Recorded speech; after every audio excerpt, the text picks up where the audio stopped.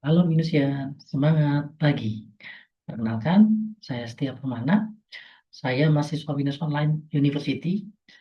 Pada kesempatan ini, saya mencoba untuk menjelaskan secara singkat terkait dengan proposal project sebagai tugas eksam dari mata kuliah Karakter Building Kewarganegaraan terkait dengan strategi komprehensif untuk mengatasi masalah air bersih dan sanitasi.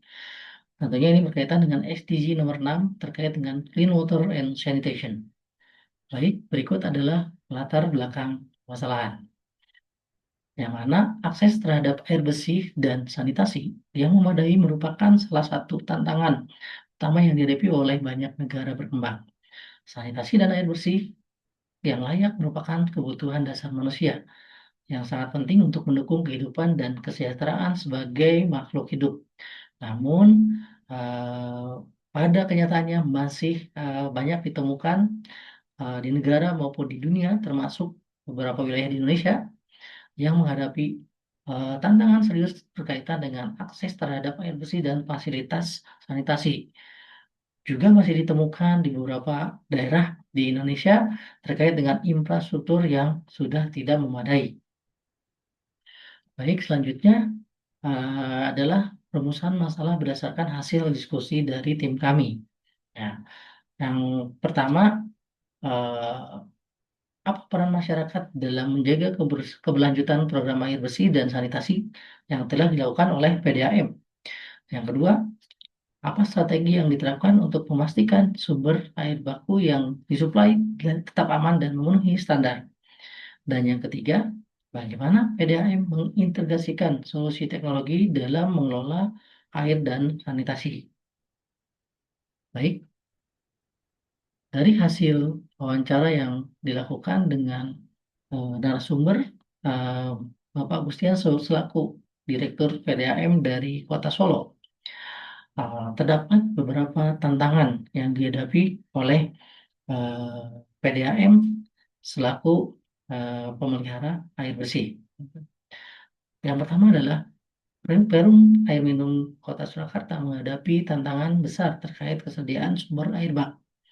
Tantangan kedua, jaringan perpipaan yang digunakan sejak tahun 1928 hingga 1930 belum mengalami peremajaan, sehingga sering terjadi kebocoran yang harus ditangani oleh pihak Perumda Air Minum Kota Surakarta itu sendiri. Dan tantangan yang ketiga, dengan anggaran perbaikan yang terbatas, tentunya itu menjadi kendala yang berkaitan dengan pemeliharaan jaringan dan fasilitas perpipaan. Ini menjadi tantangan yang krusial bagi Perumda air minum Kota Surakarta. Lalu berdasarkan hasil diskusi kami, berikut adalah beberapa alternatif solusi yang kami berikan. Yang pertama, harapannya Perumda Air Minum Kota Surakarta bisa mencari sumber air tambahan dari daerah sekitar, seperti Kota Klaten, Karanganyar, Boyolali, jika memungkinkan bisa memanfaatkan dari air Bengawan Solo.